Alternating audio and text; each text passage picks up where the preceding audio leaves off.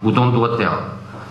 Vou dizer: Joaquim Eliodoro de Ataíde e Pinto Vinsgorod de Mascarenhas Adrião Manuel de Menezes. Ninguém, nem mesmo uma personagem de um romance, pode ter um nome destes. Depois, Paulo Varela Gomes atribui a fortuna pessoal deste senhor, Joaquim Eliodoro, ficamos assim, ao facto de ter ganho o Euromilhões, encontrando outro elemento inverosímil, ou pelo menos do mais aleatório dos domínios, para explicar a fonte e origem de tudo o que vem a seguir. Aliás, também a dado passo encontramos uma referência a Agostina Bessa Luís, que não sabemos se é uma homenagem a uma caricatura. Confundidos, perdidos na sucessão de salas e impasses da Torre das Princesas, terminamos a leitura sem sequer conseguirmos perceber ao certo que tragédia abalou os proprietários originais. O que fizeram os Stalier, os belgas originais, construir uma passagem secreta nos labirintos da casa que Joaquim Eliodoro irá reedificar. De igual modo, somos incapazes de fixar com precisão os contornos da personagem principal. Temos dificuldade em determinar, desde logo, as suas origens ou o estrato social a que pertence. Tanto pode ser um aristocrata decadente como um burguês norteiro. Tem interesses intelectuais, mas somos incapazes de o caracterizar inquestionavelmente como uma pessoa culta.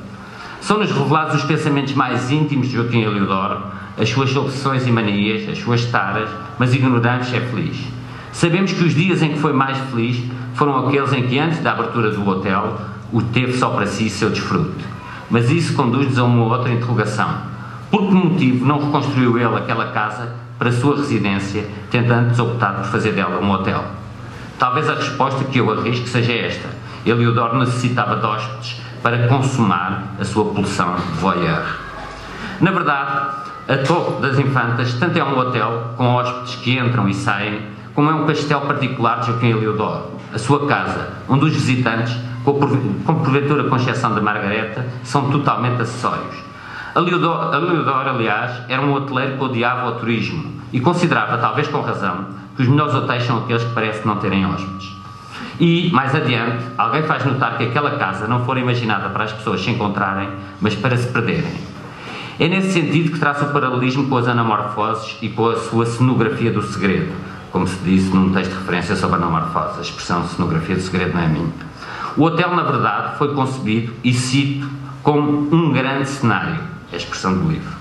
Ele prolonga Joaquim Eliodoro e, ao fazê-lo, absorve-o e devora-o nas suas entranhas de pedra. Ele pertencia à casa tanto quanto esta lhe pertencia a ele, lê-se na página 47. Joaquim Eliodoro, que dedica as suas noites a deambular como um vampiro ou um fantasma pelo hotel, tem uma pretensão autoritária de controle absoluto sobre o espaço que sente como seu. A Torre das Infantas, ou Princesas, acaba por ser desenhada, à revelia do arquiteto contratado, como um panóptico que visa homenagear a convicção proprietária e o libidinoso desejo de posse de Joaquim Eliodoro. No entanto, Eliodoro é, ou pretende ser, um homem de honra. Fala-se mais do que uma vez no código de honra do hoteleiro. Ora, a primeira regra desse código consiste, claro está, em respeitar a privacidade dos hóspedes, sobretudo quando estes se encontram no espaço íntimo dos seus quartos. Talvez por isso, Eliodoro considera, muito pudicamente, que os quartos de dormir têm por exclusiva função aquilo que lhes dá o nome, dormir. Ou, numa versão menos casta, para servir de palco e cenário para quem olha de fora, ainda que violando a ética do hoteleiro. Aqui, se quisermos, instaura-se uma cisão esquizofrénica entre o Eliodoro voyeur e o Eliodoro hoteleiro. E uma parte substancial do livro é dedicada a resolver este dilema. É um livro estranho, que combina um ambiente onírico de novela gótica com o realismo pós-industrial, em que são convocadas informações da Wikipédia, ou em que o autor dedica várias páginas à etimologia da expressão abencerragem, ou, se preferimos, à história dos abencerragens, para explicar a origem do nome do hotel, Torre das Infantas ou Torre das Princesas. Tudo isto não está aqui, como é óbvio, por exibicionismo de erudição. Este é outro dos traços da suma perversidade de Paulo Varela Gomes. Ele levanta o véu de uma imensa erudição, como ainda recentemente num texto que escreveu sobre El Greco e Toledo. Mas faz-nos sentir, ou pressentir, para além daquilo que mostra saber, e que é muito, sabe muito mais do que escreve. Ao falar das abencerragens, por exemplo, escusa-se a dizer que eles marcam presença na Diana de Jorge de Montemor, o que seria a tentação imediata, dos idiotas como eu, pretender exibir conhecimentos e leituras.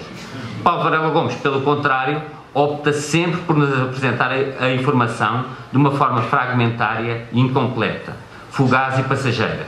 Como se surpreendêssemos o seu caderno de apontamentos, o bloco de notas de um viajante ou de um historiador de arte que marcou gerações. Esta autocontenção, este mero levantar do véu, a revelação tão momentânea quanto fugaz da sua cultura é de facto uma das características da mestria de Paulo Varela Gomes enquanto ficcionista.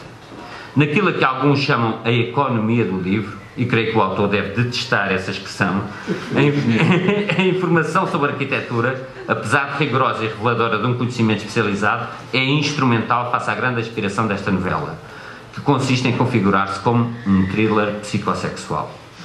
O livro, como referi, passa-se praticamente todo dentro do hotel, seguindo as regras da literatura policial ou de suspense, em que o espaço da ação é delimitado e o número de intervenientes circunscrito. Seguindo outro mandamento, que pertence mais a alguma literatura de suspense do que às novelas policiais, a transgressão, o desvio, o ponto de fuga, ou, neste caso, o frémito da revelação escabrosa, ocorre muito precocemente, logo na primeira parte do livro. Podemos recordar a este propósito o que a Patricia Highsmith escreveu na criação do suspense e aplicou em todas as suas obras.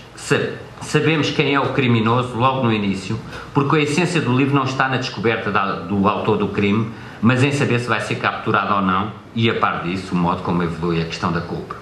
Também aqui em Hotel, Joaquim Eliodoro masturba-se estrondosamente logo na página 78.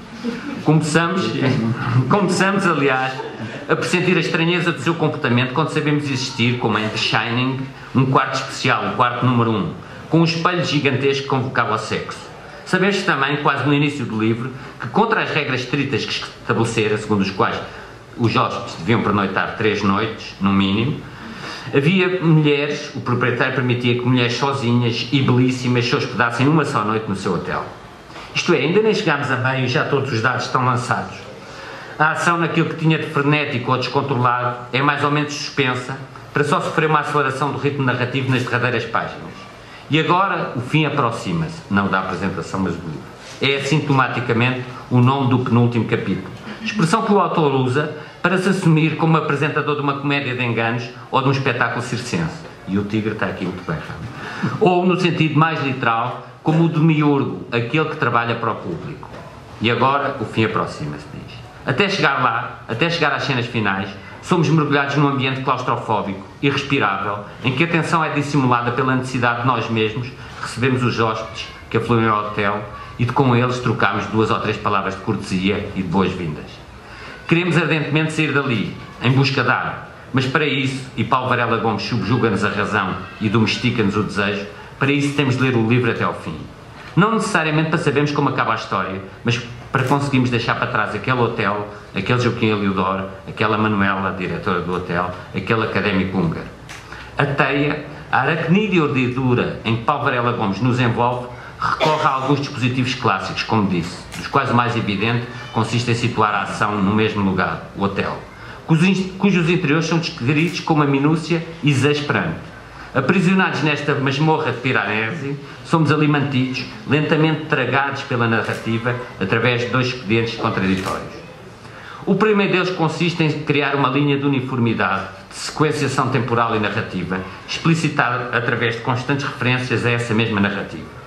Paulo Varela Gomes envolve o leitor nos corsi e ricorsi da ação, transmitindo a ideia, que não sabemos se é falsa ou verdadeira, de que o livro tem um enredo, uma trama, quando, na verdade, o livro se caracteriza aparentemente por uma inatividade modorrenta, quase absoluta e até militante. Aqui, uma vez mais, emerge o paralelismo com a anamorfose, cuja dinâmica só desperta e adquire sentido através de um dado ponto de vista que lhe confere movimento ou desvenda ao seu propósito. Paulo Varela Gomes assume-se como demiurgo, pois é ele que controla, de início ao fim, a rotação da anamorfose. O texto é frequentemente pontuado, como disse, por referências metatextuais que dão a ideia de sequenciação. Funcionam como agrafos mnemónicos. Por exemplo, terá bastante importância nas páginas que seguem, assunto ao que voltaremos, como se verá adiante, história que se contará noutra altura. Em tudo isto, o autor chama a si o domínio absoluto das rédeas, o domínio absoluto do ritmo narrativo e de toda a ação, colocando-se num ponto de vista superior ao das personagens e dos próprios leitores, para assim controlar a anamorfose e as suas vertigens. Em suma, o verdadeiro dono do hotel não é Joaquim Eliodoro, mas Paulo Varela Gomes. A forma como o livro está construído identifica-se com o hotel que lhe serve de cenário e vice-versa, com salas e recantos, passagens, escadarias espiraladas, pontos de vista secretos. A certa altura, e para manter a tensão narrativa, há, portanto, o primeiro elemento, que é a sequenciação, o autor introduz um segundo elemento, contraria ao primeiro. O primeiro, como disse, é o da sequenciação e da linearidade. Aqui regressaremos, voltaremos a falar, etc. O segundo é contraditório, é o da ruptura, do desenlace imprevisto e até pecaminoso. Até uma dada altura, o leitor é aprisionado da descrição da ambiência do lugar e das pessoas que o atravessavam. É subjugado, é mantido em suspense através de referências ao desenrolar futura de uma suposta trama.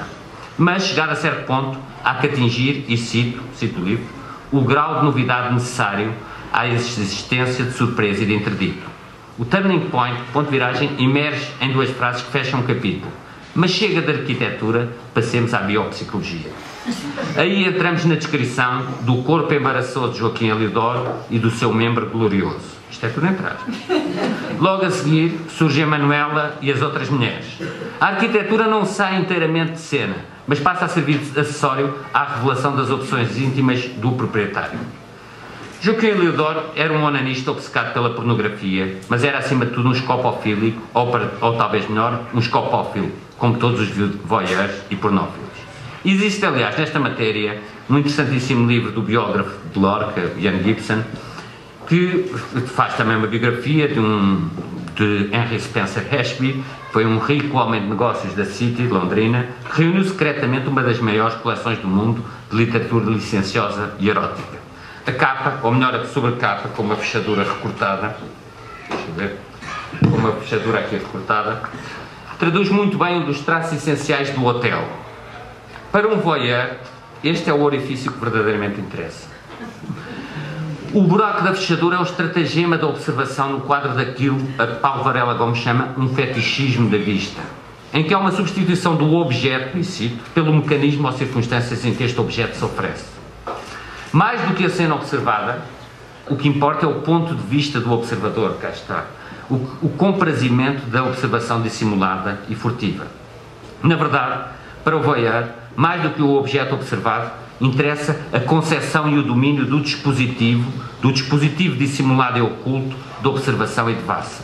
Diz no livro, num trecho decisivo, que os prazeres privados e de certa forma solitários para os quais Eliodoro criara uma arquitetura dependiam a tal ponto do dispositivo arquitetónico, e atenção agora, que se podia dizer que a máquina se tornara mais importante do que aquilo que produzia. Daí que uma conversa entre Eliodoro, um académico húngaro, e Margarete se detenha longamente sobre as varandas, a que esta chama estruturas de ver. Para o professor Báthory, o húngaro, as varandas abertas, como temos aqui, ou os balcões põem termo ao voyeurismo.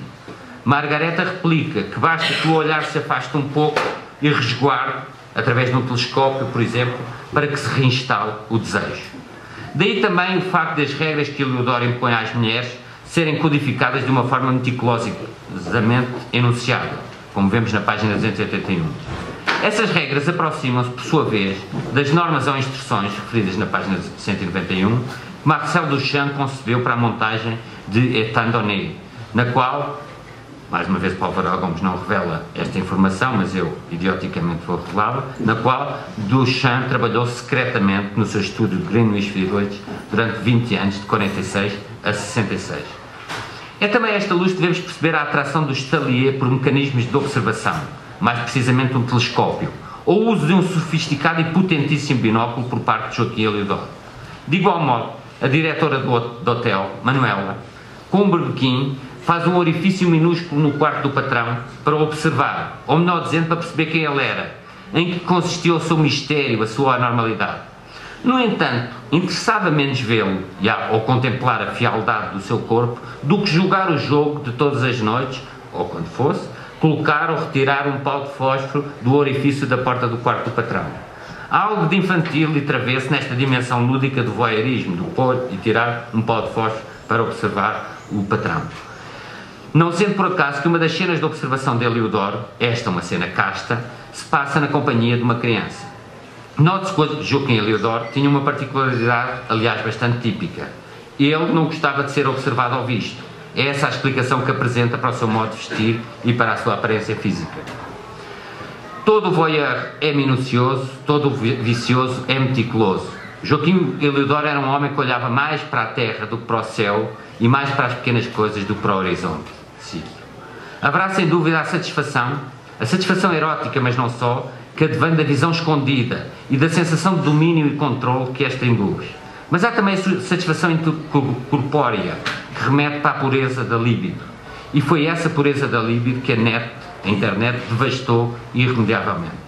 É tal a abundância e variedade, e sei do que falo, que os consumidores de erotismo digital, um erotismo que de digital só tem o nome, se sentem aturdidos e confusos. No início do livro, Paulo Varela Gomes fala em como nos sentimos aturdidos e confusos perante os pequenos almoços dos grandes hotéis com tal a variedade de sumos e outras vitualhas. Também no consumo da pornografia da internet somos aturdidos por tanta abundância e variedade. Um dos prodígios de imaginação deste livro consiste, assim, em situar esta atmosfera vitoriana, por assim dizer, numa comédia de enganos, numa comédia sarcástica de enganos e segredos que decorre nos nossos dias, com a presença da internet e de modelos recentes de automóveis, no quadro daquilo que o autor cruelmente chama a parvoíce New Age. A propósito da internet, dir-se-á que se é um facto que ela destruiu a fruição do erotismo, não é menos certo que concedeu a Eliodoro outro dos seus prazeres, a atração pelas notas de rodapé. Melhor dizendo, como bem observa Paulo Varela Gomes, atualmente o hipertexto e os links desempenham na contemporaneidade as funções que outrora eram exercidas pelas notas de rodapé. Fazendo links, vamos ter o mesmo efeito das notas de rodapé do Gibbon em Decline and Fall, por exemplo. O hotel, como suspeito acontece em todos os hotéis, converte-se assim no microcosmos de vários planos, em que, num jogo de simulacros, convivem famílias com crianças, homossexuais cultos e um proprietário, coitado, viciado em pornografia na internet. Aí sim são introduzidas, de modo fugaz, mas ainda assim suficientemente explícito, observações, por assim dizer, político-ideológicas. A hipersexualização da sociedade, que a pornografia é uma, entre outras várias manifestações, só se afigura grave porque ocorre no seio da cultura capitalista, aquilo a que o autor chama, lucidamente, a cultura da exigência infinita. Nessa cultura, a ideologia dominante não é a da liberdade, mas a da possibilidade. A todos é dito ou mostrado que têm a possibilidade de aceder a tudo, se não imediatamente num futuro próximo, se não realmente, pelo menos, em imagens e réplicas. Quem quiser um tigre, tem-o aqui atrás. Tem sob a forma de réplica. Esta é uma crítica que é feita do ponto de vista de Joaquim Eliodoro, um homem bastante versado quer em matéria de capitalismo, quer em matéria de voyeurismo, mas o seu ponto de vista, sendo reacionário, pode ser subscrito por pontos de vista situados noutros lugares do espectro político. Aliás, não é por acaso que a crítica à pornografia é feita, ainda com propósitos muitíssimos distintos, pela direita neoconservadora radical e pelo pós-feminismo de terceira vaga.